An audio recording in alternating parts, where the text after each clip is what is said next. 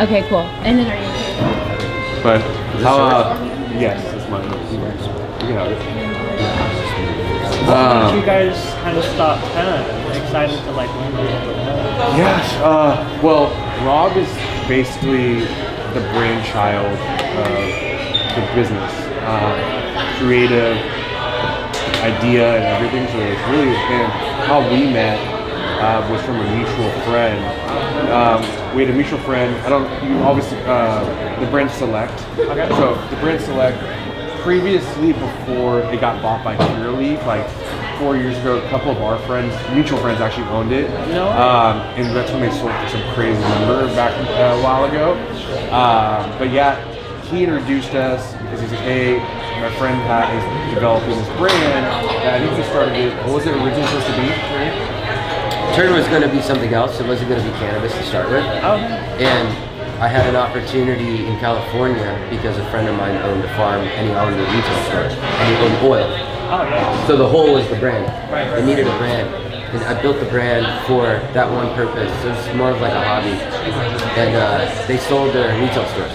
Okay. So I had no retail component or outlet anymore for the brand. And then I went to those guys and said, hey guys, I don't know what to do with this thing. And then they're like, hey, a friend of ours wants to meet you. So that's how we paired up.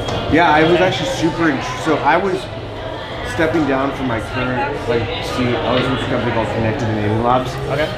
And I was part of the original team there, the founding team, and I was stepping away from it, at that time, and that's when it was like the perfect time. Like Turn was getting developed, and he was putting everything together. Putting everything together, and I loved the first brand aesthetic of it, and I was like, oh, this is something that we can, have legs here. Yeah. Something that has legs here. So I met up with him, and we met for the first time, and essentially we hit it off then, and then now 2 years later, we're 4 states deep and continuing growing. And, for us, it's just like we started off with there's just me, you, 3, and 1 other employee. 2 years ago, 4 employees, and then just quickly continued, grew, and still everything is really done. Like as we're out here, for us, it's like very important for us to be involved in like every step of the motion. Yeah. We have a great team that's handling a lot of the stuff, but we love this. Is like Rob's mainly behind the desk all the time, and me too. And so like for us, it's like this is enjoying. We have enjoyment, and see the brand develop, and really sit with the new employees that are in new states and try to build the culture and figure out make sure they're the right culture for us. Yeah. Of course. Yeah. That's amazing. Yeah. That's really, really great. It's amazing when it just works out and everything connects. Yeah. But yeah, you guys have built something really amazing. When I showed you guys just everything about the hardware, the marketing, everything is just so clean. Where did you see? Did you learn about Turn for the first time? When you reached out, then when I looked at it, I was like, this is insane. Like I didn't really expect it. Yeah. But, Wait, different. What was insane? Like, what did you? Because the marketing you guys have on Instagram is a little bit more different to how most people do cannabis marketing, right? So I was just looking at you guys just talking about random stuff, but somehow it's still coming back to cannabis and growing the culture of cannabis. And then I looked at the hardware itself, and I was like, this is such a clean bit of hardware. The packaging is so clean. We deal with a lot of stuff that is very odd shapes and sizes. Mm-hmm. So when we get to just have something that's very clean, you can stack it, you can have a lot in a bin, it just makes everyone's life easier. We can sell so much more of it because you don't have to go back into the vault and keep restocking and stuff like that. Yeah. So everything about what you guys were doing just kind of clicked. Yeah. And I was like, yeah, especially with what's different too. Instagram accounts always getting shut down, and trying to figure out. I mean, I don't do anything, but what I like seeing is like how you said, is how do you continue driving people to your platform when we're the most regulated industry on social media, right? And I feel like that, definitely the marketing team, the media team has done a good job about continue driving traffic to let consumers know about our product without actually having to announce that, hey, we're a cannabis product. It's almost kind of like, if you kind of look at it like Red Bull, right? Yeah. Like Red Bull never talks about Red Bull on their social media. Like, there's never a can. the I mean, events yes, that we you post photos of our product, but and I feel like that's what a lot of like, I look at our social media, not saying the budget for Red Bull is a lot higher than ours, but And the staff. yeah, but it's just like, it's cool to see that, you know, doing things and engaging differently with the consumers. You never guess. Yeah. It's very, very well. So your company's with your brothers?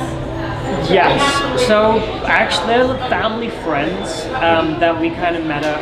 My dad worked with them for a while in the gas stations and stuff that they owned, and they got really close. They basically became family, and when they came over for, I just moved to Long Island with my parents at the time. It was about like 4 or 5 years ago now, and they came just for the housewarming, and they came in and they were like, your house stinks of weed.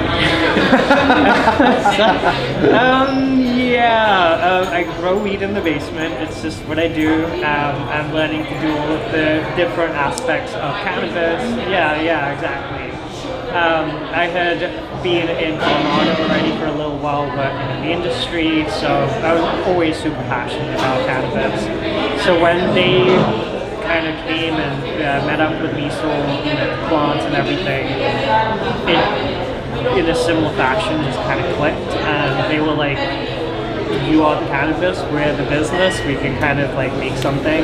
Yeah. That actually follows to my next question, because they're both so on different sides of the industry. Like, he's in the sales and all the creative. So between all of you guys, like, who plays what role? So there's a little bit of, everyone wears, I feel like, all the hats at different times. I would say Yuvraj and Jasmine tend to do a lot more of the creative stuff. They tend to be really good at that. They have a really keen eye for marketing and, you know, what might be really good. They do a lot of the accessories as well. I tend to handle more of the front of the store, the sales, how are we going to interact with customers, how are we going to keep the cart sizes at a reasonable size, you know, new products that we're taking on. I get to speak to all the, you know, new vendors and all the new brands. So that's just generally where my bread and butter has always been. Just because I'm so well versed in cannabis, it just makes it easier for me in that way. And my other business partner, Kamal, who's actually the license holder, he does more of the actual numbers. You know, he's very good at knowing all the different things about spreadsheets, what's, you know, money coming in, money going out. But he's also great at everything else that we do. You know, he meets up with the vendors as well. He has great relationships with almost everyone. So yeah, everyone just wears different hats at different times, whatever they need to do. I tend to, you know, step into the marketing from time to time as well. Like, you know, with these guys, you know, you guys coming into the state, I then could introduce the marketing team to you guys and, you know, work a little bit on that as well. So yeah. When did the whole idea of Stream start? I think roundabout when we were looking to do the licensing process, about like almost 3 years ago now, we all met up and we were just all trying to, you know, form ideas as to what the business might be. They knew a lot about retail already, so I kind of worked with them to kind of understand what would make the best volume store, and then they worked with me to see what would be the best in terms of, you know, what we could bring in to be the best for customers, what we could do to have the best cannabis brands and stuff like that. So in all of that, and like closer to when we were actually getting the license, it was actually my business partner Yuvraj who came up with the name and the actual brand itself. So from there, it kind of just evolved into what we know today, and it's just it's a special, amazing to be part of. Yeah. Would you say it was a slow growth, steady growth? Like, when did you start seeing it really come to life? It was pretty immediate and a pretty big explosion, honestly. The first day that we were open, we weren't expecting to see massive lines, but we had lines wrapping around the block. And this continued for like a couple of hours. So I had given them the understanding that, look guys, cannabis is going to be huge, but they were like, I don't know, maybe this is Long Island, they're very conservative. So when they saw it, we all started to believe. Exactly. I told them that Long Island has one of the biggest medical marijuana communities in the state. So there's a lot of potential customers. It's crazy too, because like seeing that you guys are, you know, a group of friends, of family friends, right, together. It's really cool to see that you guys are like, I think the #1 store in the entire nation, or like 1 or 2, like right there too. So was there, you know, secret sauce to kind of get to that 1-2 spot, or what did you guys think that you did really well that separated you guys from your competition? Our biggest thing always was being customer centric, and we always knew that if we really focused on the customers would then give us attention and love that. So that's why we tried to build the model out to be such that everyone that came in through the door, they felt special, they felt like they were walking into something that was gonna really, you know, tickle their fancy, that was really gonna give them anything and everything that they were looking for. What name, I guess, 1 or 2 things that you believe you're doing different for that? Because that's my job here, right? Is to touch the customer and reach them differently than another brand. When I walked into your store, I mean, I appreciated things like the lights dimming at a certain time. The music started to increase slowly to match the mood. So that was it was fun. Waiting in line became not a burden. It became I'm chatting it up with the person versus like if it was bright lights, and sometimes like the person in front of me I would less likely talk to, but then in that setting it felt more social or club-like. So we started talking and having some fun. So that's something I noticed. Is there, like, what have you done? I think that's definitely been a part of the whole thing, that we definitely wanted to create like a fun atmosphere, right? Like exactly as you said, we wanted to make sure that the bud tenders match the customers, we match the customers, everything was all about, and the cool thing about the business in general is being, people just came in, they were so happy to be in a cannabis space. They were exactly as you're saying, just chatting it up. And from there, the community kind of grew, and they were just so happy to talk. And what we, I guess, did a little bit differently is just kind of give everyone that freedom to come into a place where cannabis is just accepted, right? There's a lot of places where you still come in and like you don't know if the people know what they're doing, you don't know if the products there are going to be the best for you, but the bud tenders really make that for the customers, right? Like each and every one of them, we tell them that you guys are exactly as you guys said, if we're one of the best stores, they're some of the best bud tenders. And we always try to encourage them in that way, that look guys, we want you guys to grow and we want to grow. We always try to keep everyone along with us. We don't try to separate us from anyone else. So we're always on the floor with everyone. That's something that, you know, a lot of our bud tenders really appreciate, is that like we never knocked at the location. They feel supported by that as well, so then they can really give the best to everyone. One thing I love about was seeing that, especially with a high traffic store like your guys' is, I noticed that your bud tenders, the locals, the regulars that came in, they knew them. Like we were sitting right by the front, and I don't know the gentleman's name, but he was working the cashier with you guys do online orders. Yes.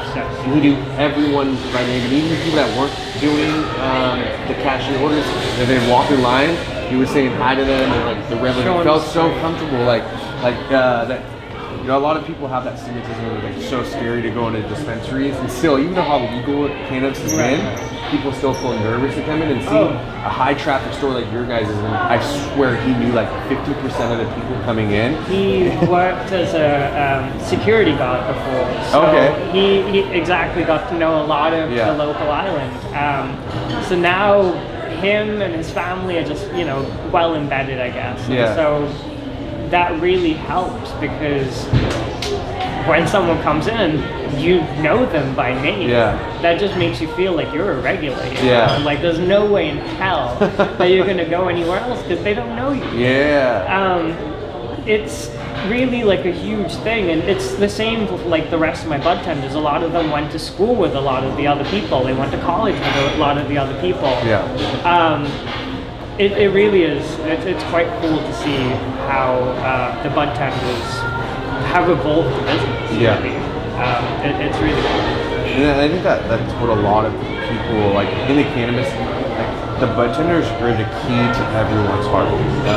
You know, they don't, the one thing I respect about it is they don't lie.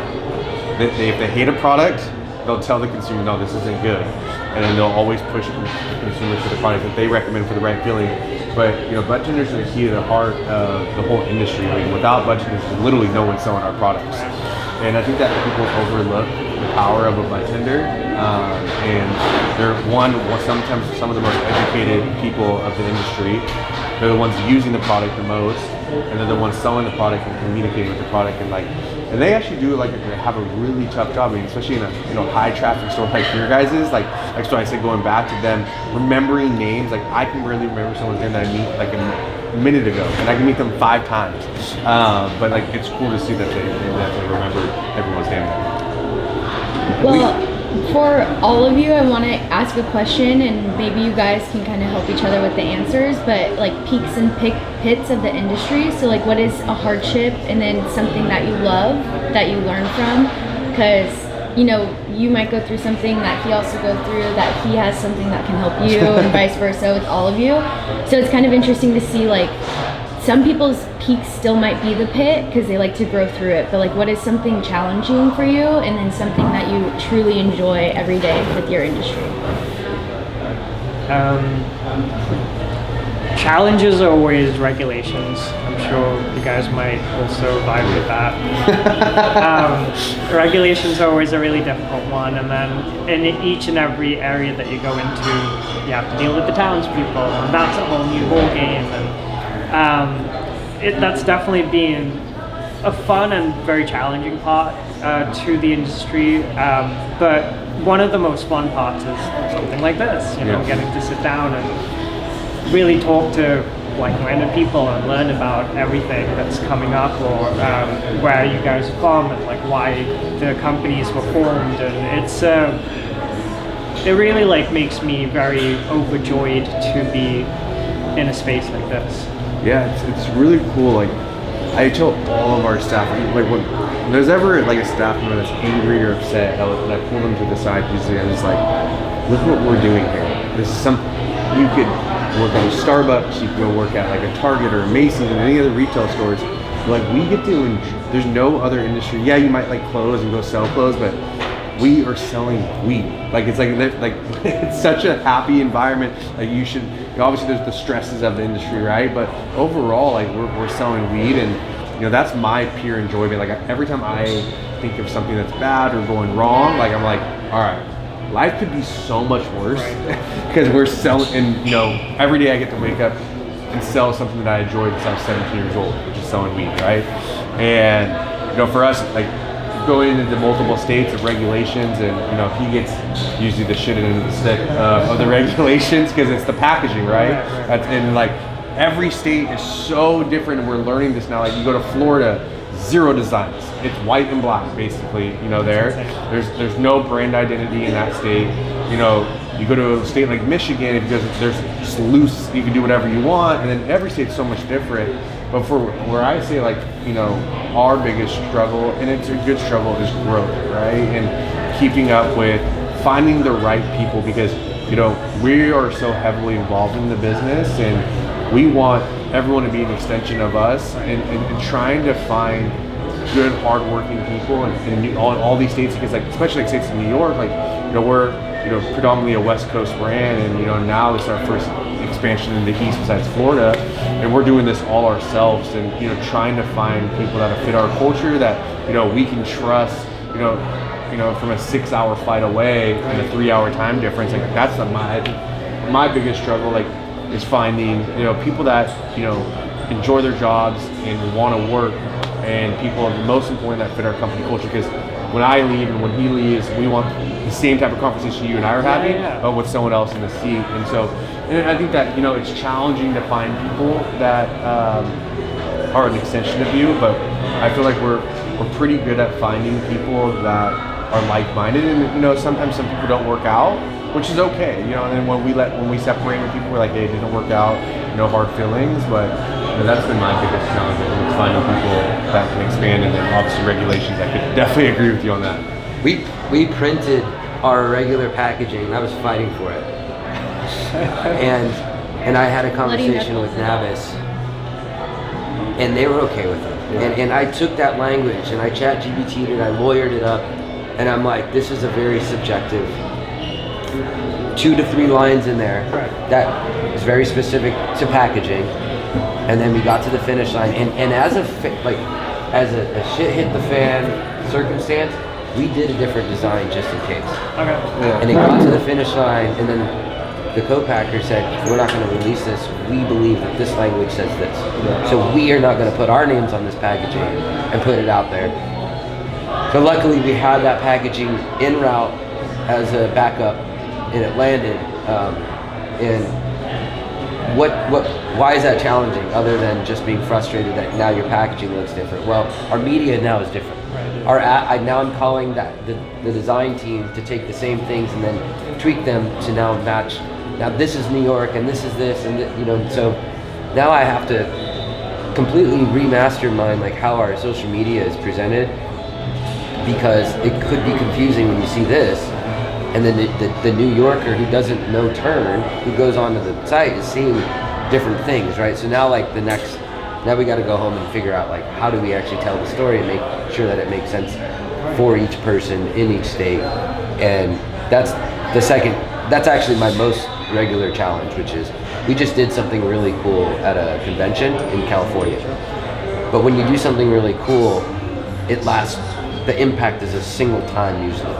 And so to evolve creatively and have to think of something like in this, what I'm going to ask you in a few is, how do we really treat your bud tenders right? And when we figure out this cool thing to do for them, I'm the type that the next time I want to do something different. It's something different.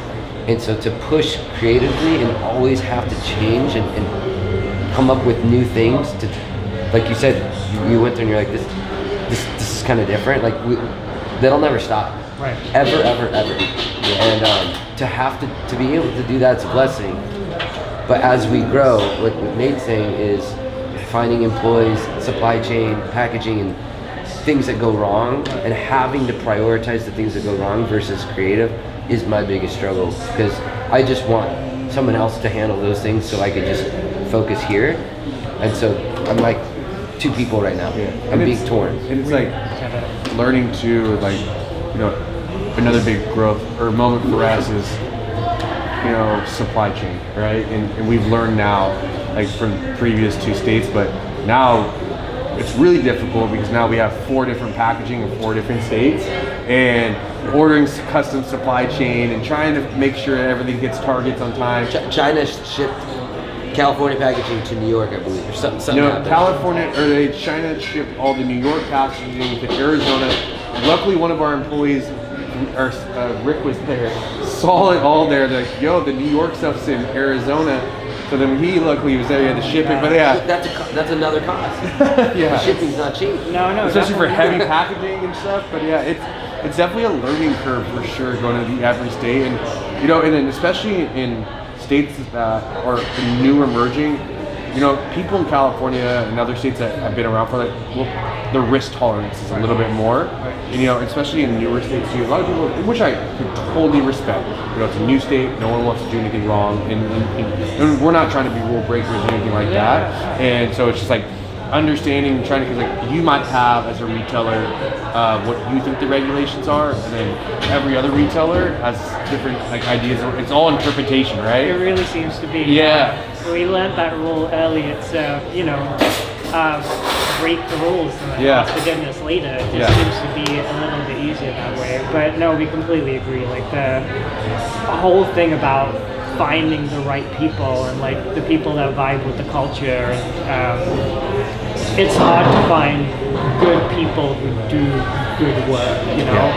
And that's one of the first things we always ask people, or we tell people is the first thing we're looking for is a good person. If you're a good person, then we can expect and understand that you'll probably do good work and you'll do the best in every facet of the industry.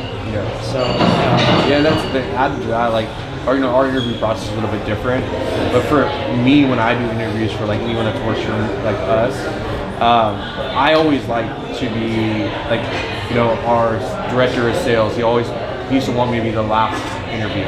But for me, I actually like being the first interview. I don't want to, like during my interview process, I don't talk about work. I talk about, I want to know who you are, what you like to do outside of work. Because you're not going to be working for me. You're going to be working for your boss, the head of director, like their director or manager. So like for me, like I handle like all this, like the sales side of our organization. So from the brand ambassadors, the first interview, and the sales reps. And so I always like do that first interview because like, I don't ask anything about work. I literally just talk about culture. I want to know who you are, how's your family. Like I like to know like what do you like to do, your hobbies, and just to see like if you're an overall good fit. Because then if I feel like all right, I got to know this person, they can work with us. Then I pass it off to their actually direct report. So then and that's how I've felt like trying to find good people is just getting to know the during that interview process, putting that word interview aside. Like I always start off like, this isn't an interview. That's going to be for your direct report. If you make it past me, that means that we think that you fit our company culture. And then that's what I've like found really beneficial in trying to find the right people is like just leading the charge of me opening. And then usually there's a middle conversation. Rob usually closes it. He's the closer. But yeah, it's definitely it's challenging for sure. And one thing I noticed about New York is that there's a lot of freshness.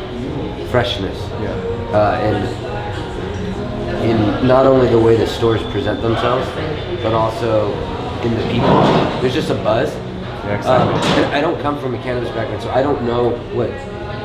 I'm assuming that was in California at some point, and I'm sure it still is in a lot of stores. But I feel like just there's definitely more of this fresh energy, and it's cool. And what that tells me is like we got to find a good team out here to make sure that they're popping into the stores and knowing how Turn needs to complement that energy instead of just sitting on a shelf and expecting it to be sold, because that's not how we do things. So yeah, like that's going to be literally impossible for me to do from a distance, and I don't know this area. So like that's going to be a fun, challenging, and I think a priority of mine to get, whether it's one person or a small team out here to like really make sure Turn is fitting to that energy. And but Straight Stars was a great. My wife is there too, so my wife's the co-founder. So she was here the other night actually at your store with us. And she got to experience it too. Oh my gosh, apologies. No, you're moving. Yeah. She had we have a couple kids, so she got back to the baby. But she's like very involved with the business. She does. She's like the third piece, which is just the boring stuff, is what I call it. Like the HR, the admin, the financial, the accounting, and all that. Like she's instrumental when it comes to those things that most people don't even give that credit to, because they don't see it. But and she has to deal with, I mean, obviously him a little bit more than me, because it's a lot mama bear. But like I always call, like it's funny when everyone always asks us what's your guys' dynamic, and I always explain me and Rob is like this bulldozer that just goes through walls and doesn't take no for an answer, and then there's Bree that's with a leash behind both of us, holding us back. Just trying to hold us back. But you need that because, like, you know, again, we're different but very similar. Like, we're very focused and like, but when we have our mindset, like, we want to continue doing that. And sometimes we break didn't rules. know I didn't know we'd be in New York 95 days ago. No Yeah. way. Okay. That's how this happened. Like, so he got the idea, he hit the button, meetings started being had, and then this game plan was formed. And we've been out here 3 times since with Revelry, now this launch, and then I think there was a first. I came out 2 times before. He came out to knock on doors with Paige, and so that's how quick this whole thing went. Yeah, it's crazy to even think about And I that. asked him, I said, why now? Like, where did New York come? I don't even really honestly know. Like, just like for me, when I came out here, my biggest thing is to go back to like the excitement. You know, again, California and all these other states have been in recreation for so long, but some of the excitement is gone. When I came to New York, I was just like, and obviously the traditional side of the business, New York has been the forefront of cannabis on the black market days. So like, cannabis has always been here, but the legal part of the cannabis industry, when I felt here, I was just like, well, started walking stores, and I was like, everyone was so excited, so happy, like, and wanted to enjoy it. I was like, this is what wants me to bring to New York, is just like, is seeing everyone's excitement. And that's when I like, literally, like I said, 95 days ago, we didn't even know where to be here. And we launched, and I said, basically, I had to order packaging, all new stuff, get a team. And, you know, for me, it was just, that's what made me brought to New York, was just the excitement and the buzz, and it's feeling it, the energy. And that's what's important to us, is energy. And like, when we pick out these new states, because we get offers, hey, we want to bring Turn to this state, hey, we want to bring Turn to this state, but if we did every single one of them, we'd die. And so We'd go bankrupt and die. yeah, and so for us, just like that, I want to go to states that are exciting, yeah, and states that are going to be fun, and like you know, when me and my girlfriend come here, we work and we have a good time, you know, and it's fun going to these retail stores, popping up. Like, I love throwing on a backpack, you know, like, and getting back to the old school and running around New York. Might hurt the back a little bit, literally, but you know, it's fun, it's exciting for sure. It's definitely got that freshness. I agree with you guys. Like, I told you guys, I came from the Colorado atmosphere. Yeah. It was also something that was kind of tapering down. There wasn't that kind of excitement there anymore. So when I came here and I saw that the cannabis culture has always been here. Like, I always knew that this is probably the biggest cannabis state, but just market, unfortunately. So when we saw the store, like, we saw how excitable everyone was about cannabis in general. It's been nice how new it is to everyone, because everyone came through the door being like, oh my god, thank you guys so much. We had no idea this was even going to be possible. So many people will come shake our hands and be like, thank you so much for making cannabis like a possibility for the island. So that newness, that freshness, definitely, it helped, I think, everyone involved.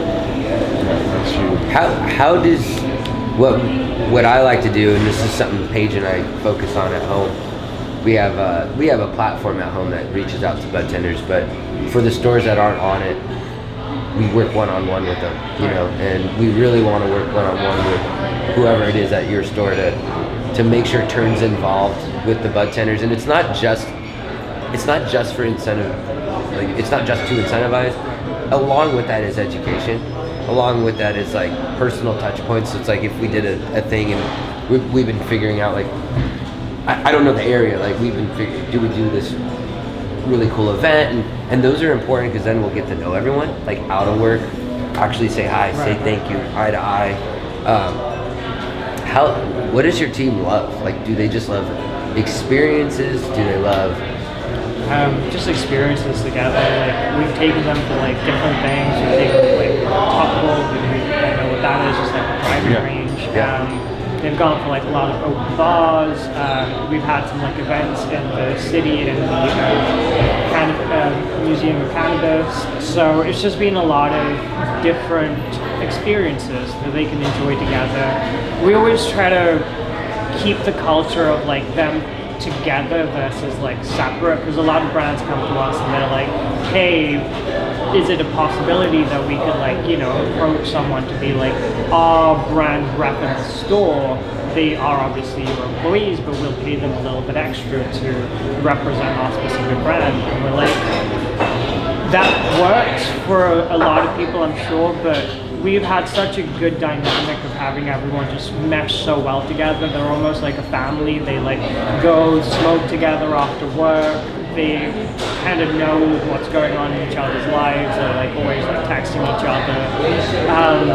We're like, we don't want anything to get in the way of that. It's been a very difficult thing to cultivate. And I respect that because, like, of course, bud tenders are, and I should have said this also, but earlier, I know bud tenders are like the most important part, but like the whole staff is the most important, right? Because just because you don't see the person in the back of house working, they're equally as responsible as getting that product to the consumer.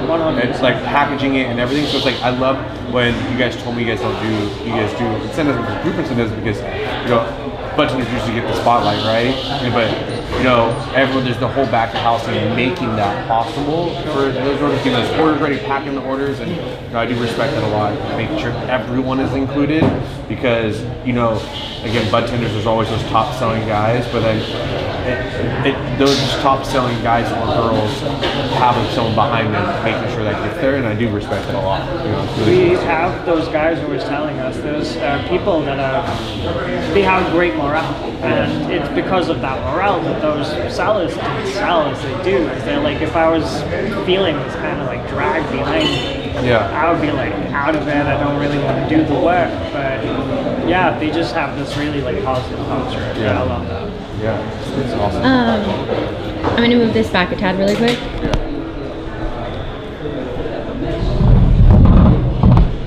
Don't trap yourself. It's okay. Okay, so have you tried our Turn products? Yeah. What did you think about it? Be honest. He hated them. That's why we're here. He's actually dropping us, right? I'm just kidding. It was very unique when I tried it. As I was telling you guys before, What did you try first? so I tried the disposables first. It was both the sativa and the indica. I can't remember the exact flavors that it was, but I think I tried the sativa first and then the indica.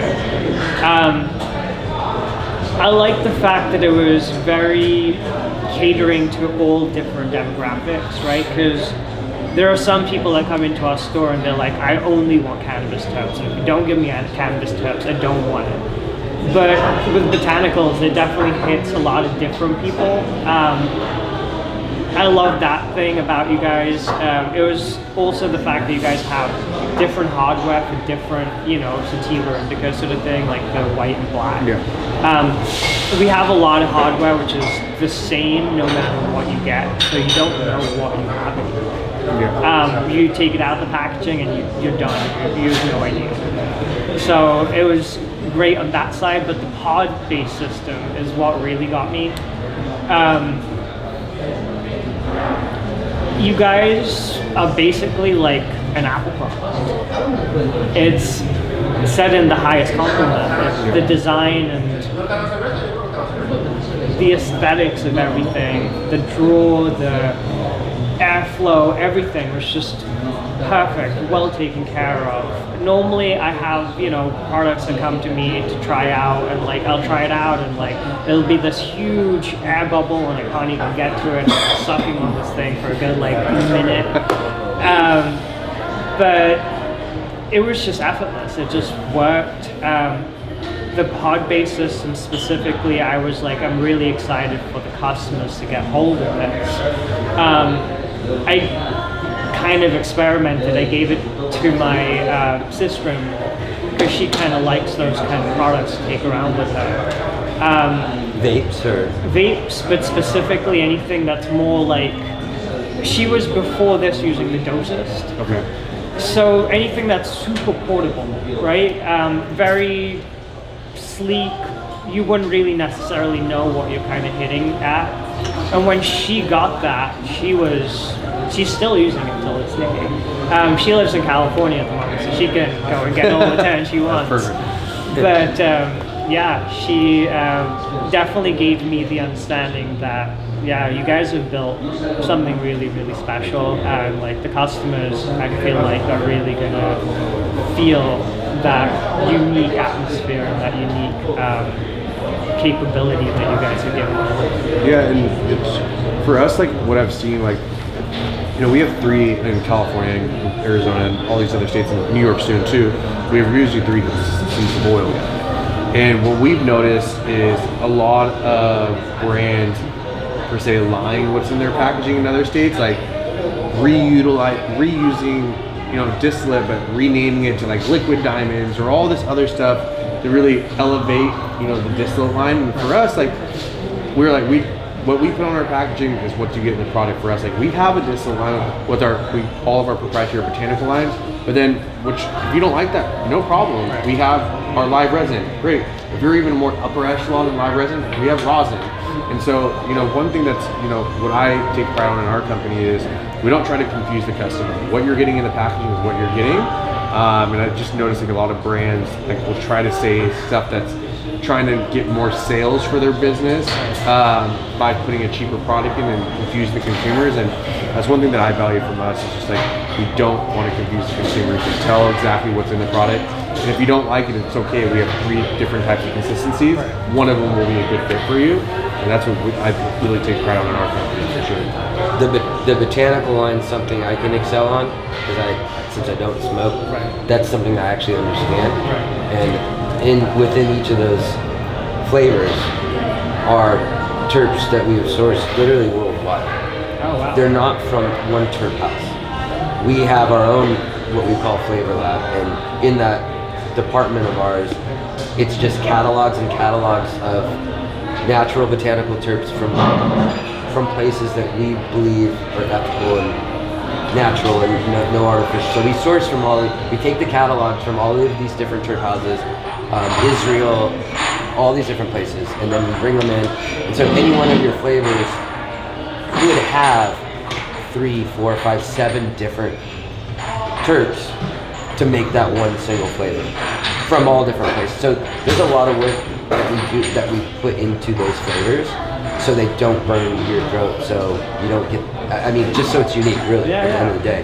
That's what some of the feedback from the button, where you're like even like our watermelon, that's one of our best ones ever. Like even the button's like, there's a bunch of brands that have watermelon. Your guys' taste so much different, and actually like it. Like one of the buttons actually at your store is like, I hate this sort of botanical terps. He's like, but I liked your guys' product. And I get that a lot. Like, I don't smoke distillate, but I F with the term botanicals every now and then. Like I think they use it when they can't have weed smell anywhere. It smells so good. But like to people, it'd be like, just put it to your nose and smell it, and it's like smelling like a Jolly Rancher. Yeah, and if we go like not even like the terps, like above that is our hardware selection, right? Like for us, we're pushing a big movement of postless technology right now, and 98% of the disposal, not knocking them, have that big metal rod in the middle of their oil. And we all know, for us, customers always ask, well, I don't like botanical much because it itches my throat. And majority of that comes back to the hardware of that, metal and ceramic rod, reheating those terps over and over. And everything so when you get to the end of it, it doesn't taste like how it's supposed to. It's because now you have that metal rod overheating those terps and burning them over and over again. And while the postless is great for live resin and rosin, and that's what we've seen a big incremental taste difference by going postless. Not even the distillate line, it's the most important because it's not burning those terps over and over again, and it's a nice smooth airflow taste. And we believe that nothing should be touched in the oil. Really, there shouldn't be anything altering the taste, and besides our rubber silicone that touches the oil, and that's why we believe that. We think that although our product tastes the best, not only between the terps, but the hardware too. It is that next upgrade, because that's what we used to tell customers about ceramic. Like, hey, metal is going to stay hotter longer, your ceramic is going to cool it almost instantly, get ceramic. So we got them into that culture, but now that you guys have this, completely unique hardware, there's no post or metal or anything, touching anything, it makes all the difference. It really, really does. So I'm really glad you guys are. What's the difference? Do you guys sell packs? We do, yeah. What's the difference, I guess, with the packs versus like a pod pack, in your opinion? And why do you think that it's worth, and we've done it in California, but in your opinion, why is it a good idea for Turn to come to a place and just another proprietary pod system? I know you mentioned the sleekness and what your sister said, but like, I guess when we're going against a competitor directly, what will separate us? So we've had, and this obviously hurts a brand in a massive way, we've had a lot of returns, cloggings, you know, the oil coming out, stuff like this that kind of loses ability in the customer experience for everyone, right? Like when the customers come and get something, they have to return it, they lose confidence in the brand, they lose confidence in us as a dispensary. So we want to just make sure that what we give, and I'm sure what you guys are giving to the customer, is just the best possible version of everything. So that would mean that some people come back being like, I just don't like the taste of this, it just sucks, I'm sorry. Like, can you like trade this out with something else? And we're always like, we don't want you to be trapped with something that you don't like. But the fact that it's just so well liked and uniquely taken on by all the bud tenders, customers, and everything, I think that's really going to separate you guys. Did the bud tenders get contact? No, not yet. But he gave someone. I gave, yeah. To the main guys that really give us that feedback and all that kind of stuff instantly. They know really like everything that's going on in the industry. I kind of really heavily lean on them. Me, Raj, Kamaldeep, Jasmine. We all are just really very happy to make sure that the bud tenders are leading the charge, because exactly as you guys said, if they aren't selling something, we've seen something just go dead in the water. Yeah. So we really went with them, went to them with your products, and they were like, I don't usually love the tentacles, but I really love Turn. So it's been a very cool. I want to kind of do something different too. I think it would be really cool to start doing, you know, I know we're working on bud tender boxes and stuff like that, but like, you know, we don't plan on launching the contacts until like December-ish, right?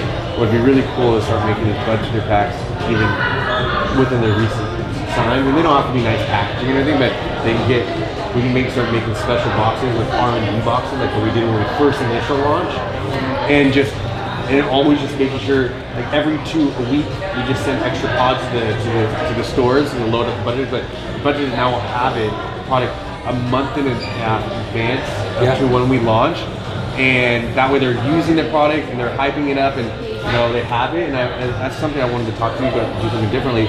Usually we do it, all right, a week before the store launches, they get the product, but like what we should think about doing is like, all right, we're gonna launch in 2 months. Let's get the bud tenders the product, but then just continue filling bud tender samples, like filling the product. So every week they're getting a new fresh drop of just samples, so that way they're always fresh in their mind.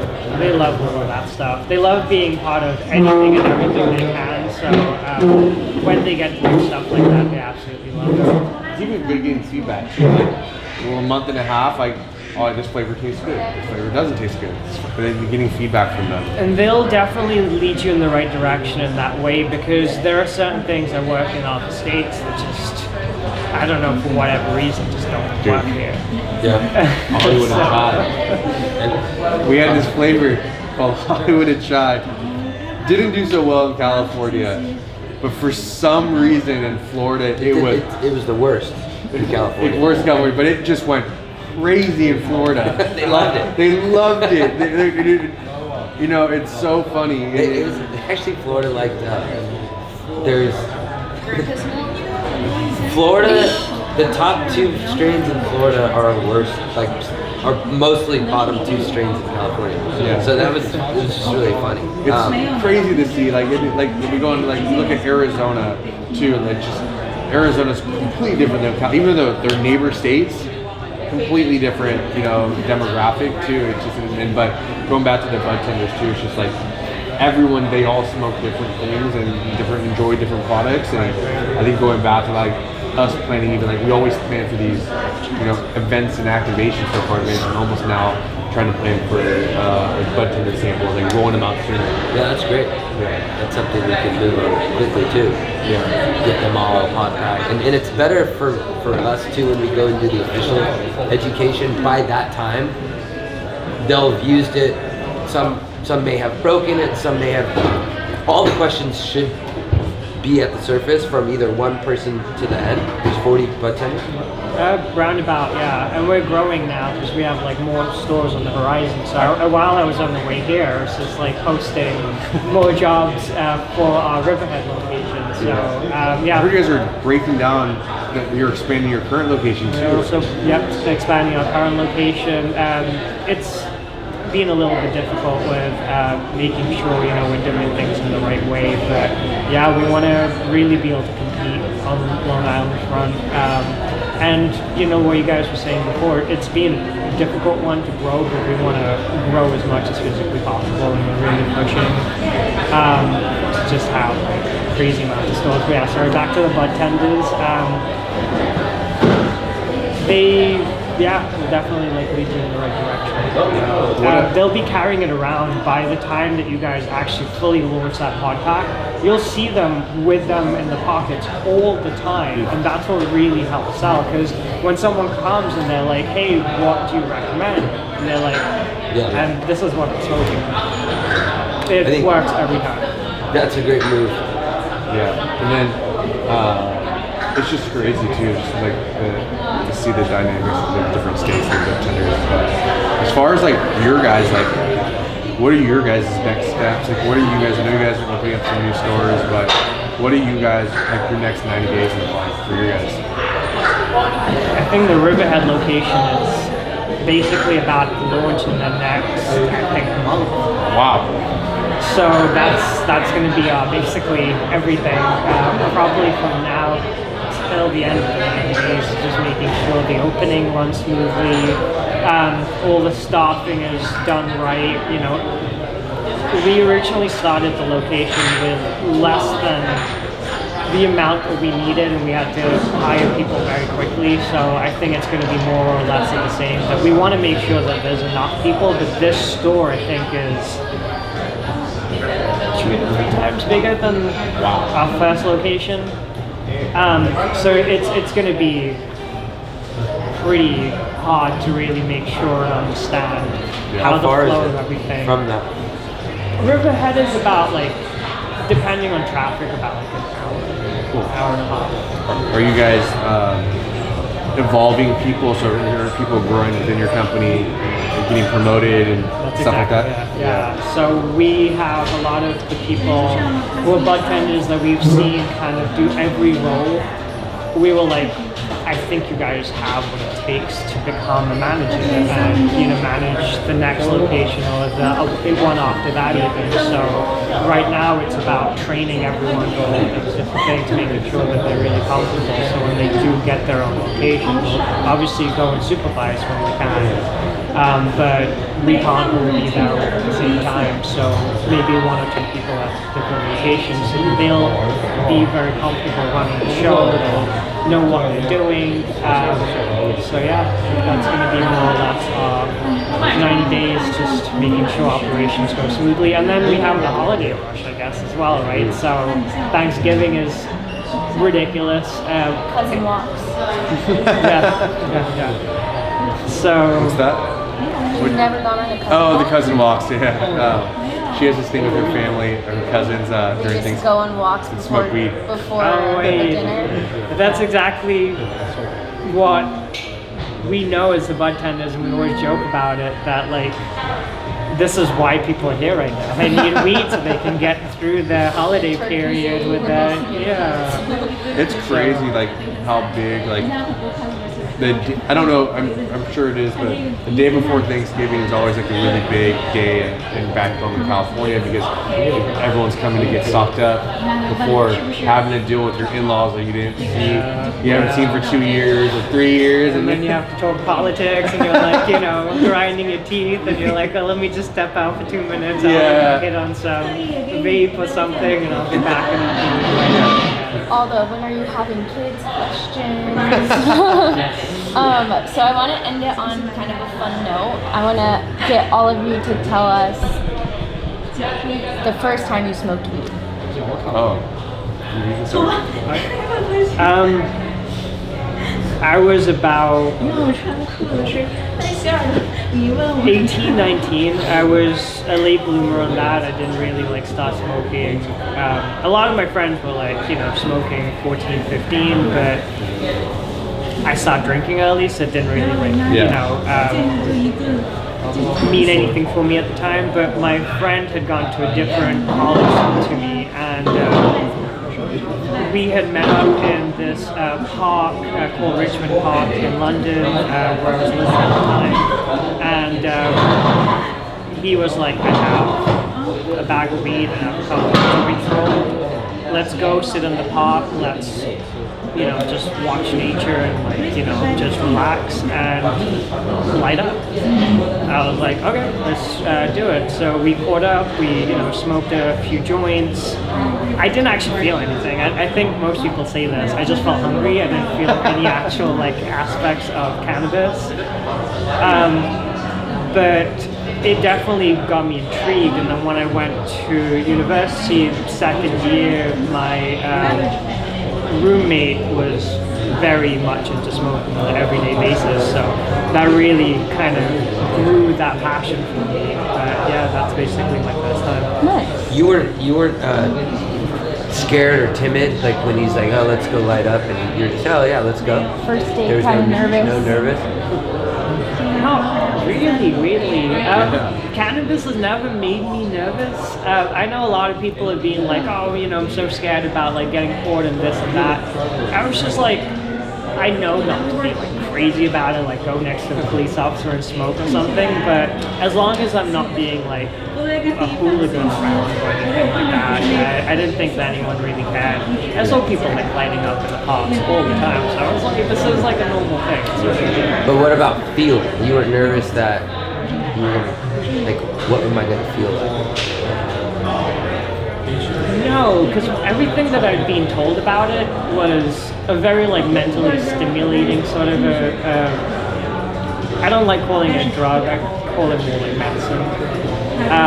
But it just, at least that friend of mine, Peter, he'd put me in the right space to not be, you know, mentally worried that it was gonna, you know, mess me up. Or a lot of people would be like, hey, if you smoke this way, or if you do this, or if you, all of these horror stories. He didn't tell me any horror stories. He was just like, look, these are the things to look out for. This is what you might feel when you get high. This is what I felt when I got high. This sounds pretty pleasant. Let's go light up. Mine, I still remember my first time smoking weed. So I knew, my dad will laugh if he sees this. I always knew my dad smoked weed, but he always did it around the corner, like far away, like at night, and then I was always like, oh, what is he doing? And, but he never did it in front of the family or anything like that. But I was 13 years old, and we were at school, and a bunch of me and my friends were talking about smoking weed. And I remember one time I was looking for tools in my garage, and I saw my dad's secret stash. And I didn't take anything there that time. But then we were at school, and I was like, I think I can find weed.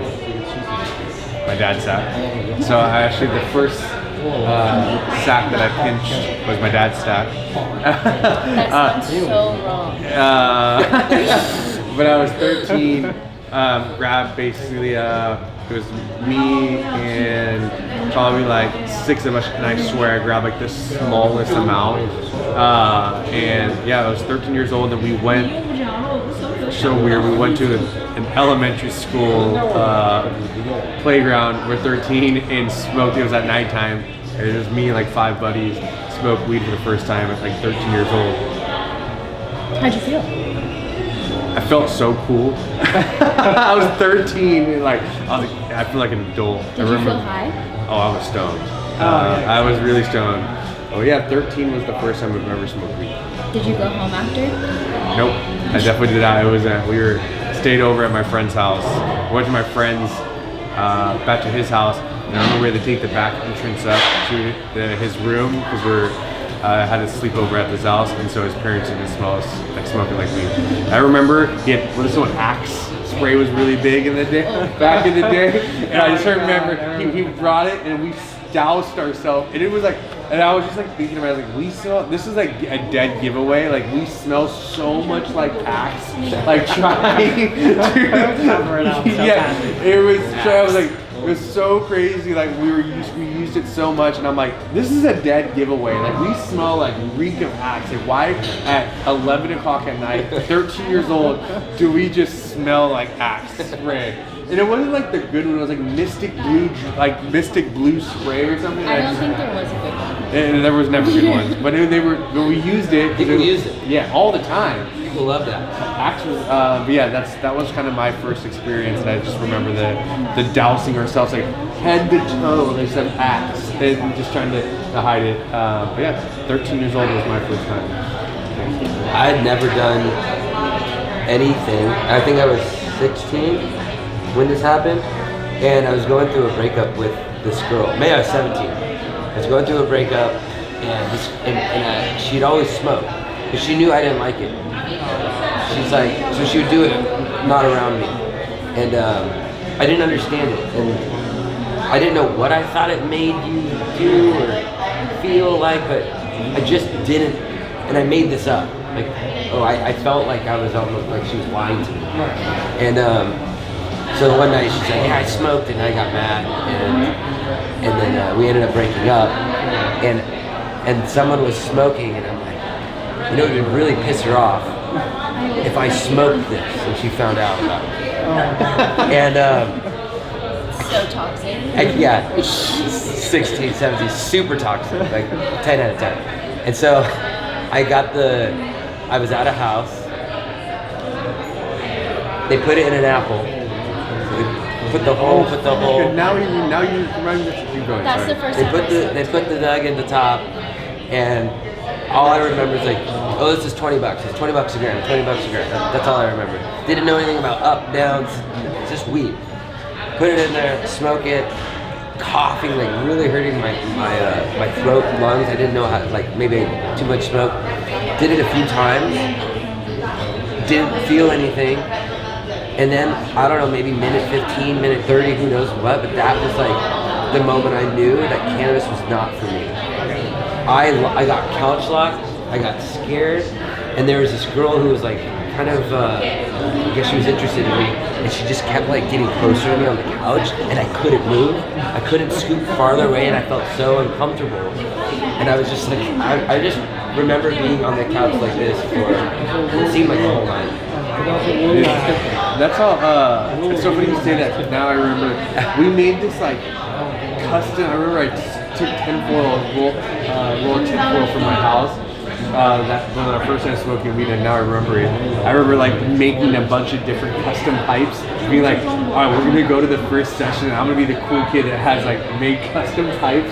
I remember I made like 5 different iterations of a different like pipe. I made trying to make a bong out of tinfoil, and I'm like, this probably is not good smoking out of this tinfoil thing, but whatever.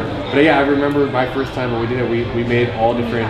Like, my buddy bought like a makeshift like water bottle with like with a pen cap on the inside, and then a tinfoil like top on it. And Wait, it was a plastic bottle? it was a plastic water bottle that it was a pretty good. It was Did I've done that too. It was Or like a water bong with like the gallon of milk, and then have you done that? no. So basically kind of the same thing, and when you light it, all the smoke goes in, and then you slowly pull it out of the water, and then it fills it up, and then you just hit it when it's going It's like down. the gravity bomb. It's Yeah. gravity bomb, but it's yeah. out of, you cut the bottom of the gallon off and put it in water, like Elsinore. Yeah. Yeah, but it was crazy, like, to see that. That's so wild. Like, just the first time experiencing it, like, I remember I was like, yo, what are we doing? Or like a pen cap. Yeah, mine looked like I was like, after I did it, I was like, mine looks like a crack pipe. I was like, I just felt, I felt like it was a crack pipe thing. But, Well, any last minute, anything you guys want to say, and then we can grub? yeah, I mean, for us, like, one, I really appreciate you as, you know, I slid in your DMs on Instagram. It's actually how I met my girlfriend, too. It's gonna be a long relationship. Yeah, it's gonna be a long relationship, but I really do appreciate, you know, you taking the time, you know, and meeting me. You know, that was a great moment for us, and, you know, for me personally, that coming to a new state, you being, you know, open arms, you know, and letting me come to your back office, talk about the brand.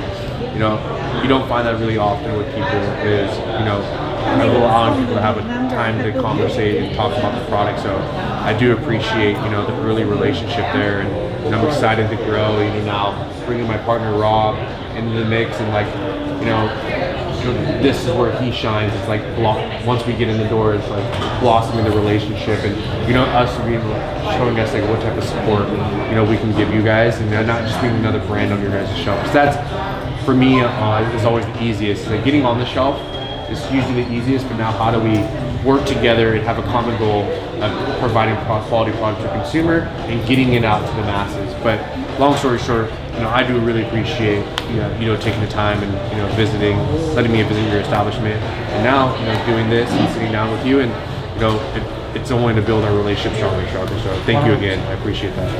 And all I gotta say is thank you.